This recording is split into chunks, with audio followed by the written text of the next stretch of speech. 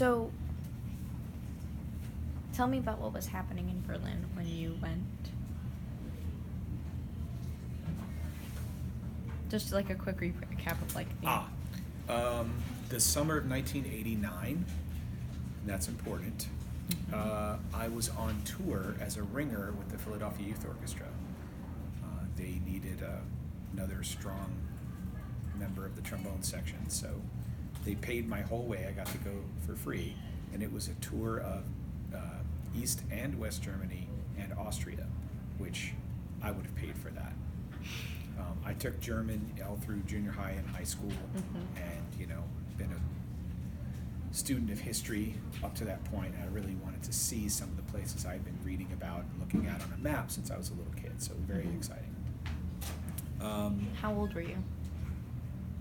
1989, 23. 22? 23. 23. Just turned 23. Everyone else in the group were between the ages of 17 and 21, so I was a little bit older. I'd aged out.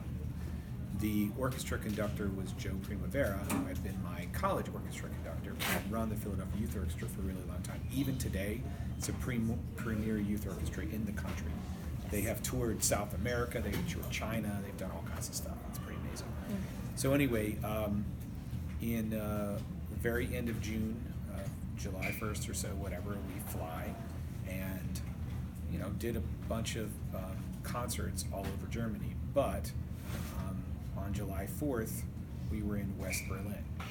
And if you know your history at all and you know the map, you have to drive through part of East Germany to get to Berlin. All of our other border crossings, when we crossed into Austria, it was just guy got on the bus and talked to the bus driver in German and got off. It was like, oh, you're musicians, all right, come on, Austria, they know for musicians, right? Anyway, it was everybody off the bus. This was to cross the border into East Germany before we got to Berlin. It was everybody off the bus, and we had to show our passports and everything, and it was 5 tour buses, because it was a symphony orchestra, plus our instruments and everything. That's one of the trickiest ones I had been to up to that point, but that was nothing compared to a couple of days later when we had a concert at the Schauspiel House, which was a famous concert hall, is a famous concert hall in East Berlin. So we had to go through the famous Checkpoint Charlie. And this was the one where, as we were going through, when they stopped the buses, they had these giant mirrors on rolly carts, and they would roll the mirror under the bus to make sure we weren't smuggling anything in or out. And this was also the one where the little parking area on the other side of the border, once you went through, the buses had to pull over, and an East German soldier with his submachine gun got on the bright green uniform, got on the bus with a little plastic basket about this big, and just walked up and down the aisle, and everyone had to put their passport into it. And he got off the bus and he rooted through it, and he picked 4 of them, and those 4 people had to get off the bus, get their luggage out from under the bus, and open it up. So 4 people from each bus, 4 random people from each bus he had a stick, and he poked it. He poked in the clothes and stuff, poked in people's underwear. What was he checking for? Who knows? Anything, right? It was very matter of fact. He didn't say a word, by the way. He didn't say, passports please, or nothing. He just said something to the bus driver, and the bus driver put his in because he had a West German passport. It was pretty scary. But we all passed, and we played this amazing concert. And how was the house in the Schauspiel House in Germany? The Schauspiel House, yeah. So as you also know, during World War II, pretty much 90% of Berlin was completely obliterated, including the Schauspiel House. Although the basement and the stage were not destroyed. So when they rebuilt it in the 1960s, they rebuilt it as close to the original as possible because it was a historic place where lots of famous German and Austrian composers had conducted pieces, including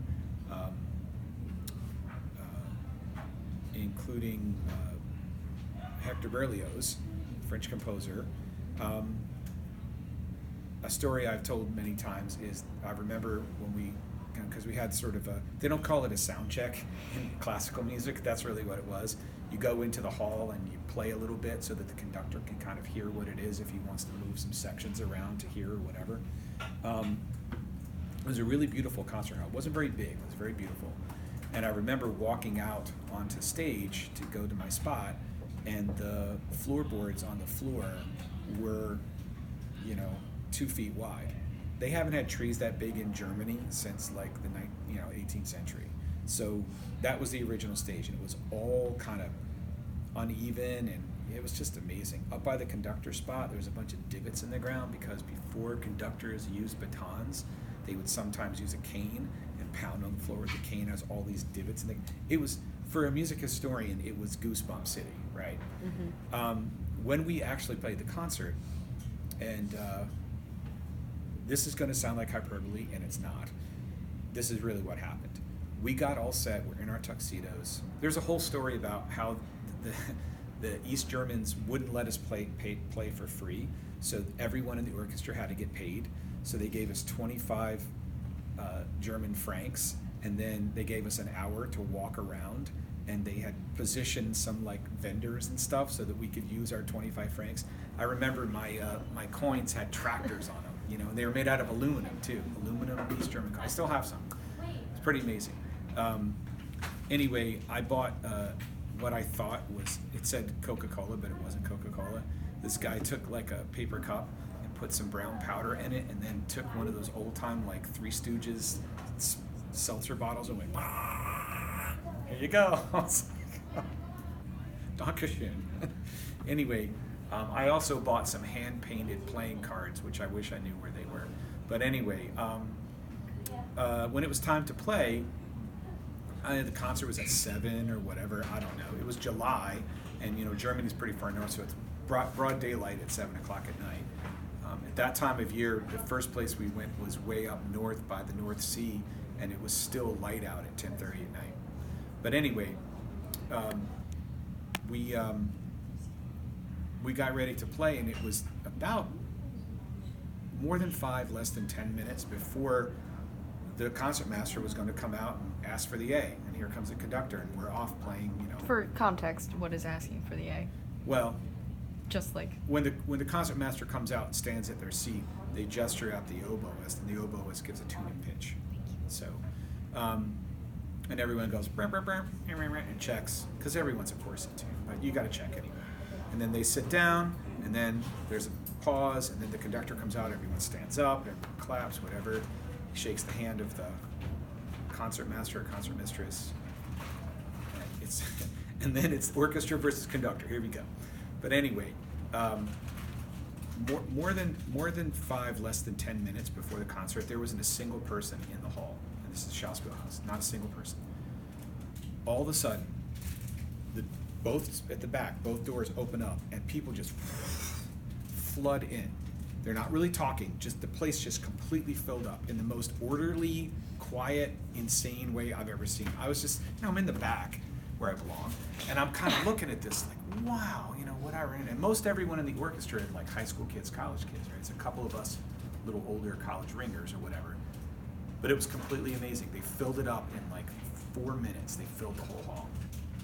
And we played, and it blew them away, because some of the stuff we were playing was German music, and a bunch of essentially teenage kids from America playing German music so well. They were very impressed, I must say. Gave us a standing ovation, but then they didn't sit back down. After they got done clapping and it died down, hardly any talking at all. They just completely vacated the place, because the East Germans, just like in the Soviet Union, all the Soviet bloc, they had rules against groups of more than 5 or 8 people. I forget what the number was. You couldn't congregate for longer than a couple of minutes. Like, you could wait in line for bread times 1,000 people, but you couldn't have that big of a group together for any longer than it had to be for the performance. So that's why they were all outside, and they all came in and sat down, and they checked out the guy, and then they all left. And did you see anybody enforcing these rules? Like, were there... Yeah, there were people around out, kind of standing around outside. Best way to describe them is paramilitary. They weren't wearing East German uniforms, and they weren't wearing police uniforms, but they were some kind of gendarme or something, kind of directing people, and they were armed as well. Did they all have the safeties on, or? The guy that got on my bus did not have his safety on, because he walked right past my seat, and I made a point to look at it, because I was interested to see what what he was packing, but then I noticed.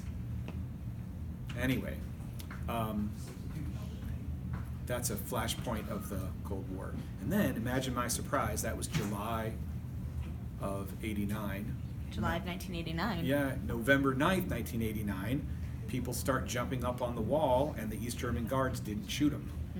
Did you, when you were in West Germany and when you were in East Germany, did you see any of that starting to begin? Because if you had seen anything on the news from like when the wall was like first built, did you sense that it was coming, or did No. it seem exactly the same? No, it seemed like everything I had read, because obviously I'd read up on him and been a history buff my whole life. Read stories of East Germans, as the wall was being built, sneaking across. There's even film and video of people running across the wire, and over the years in the really dark ages of the Cold War in the 50s and 60s and 70s, there were all kinds of things. People hiding in cars, behind the dashboard of cars, and in trunks, and like all Potentially, hanging on to the underside of a yeah, bus. some guy tried to fly a plane over. Some guy tried to get a balloon up. They tried everything. It was a very oppressive regime. Yeah. So November 9th. So November 9th, it was very surprising. 1989. Very surprising. That was the first thing they said, and no one's shooting. And by the end of that week, and of course, bless their hearts, the Germans, the regular German people, that's what they wanted forever. They put that wall up in August of 1961.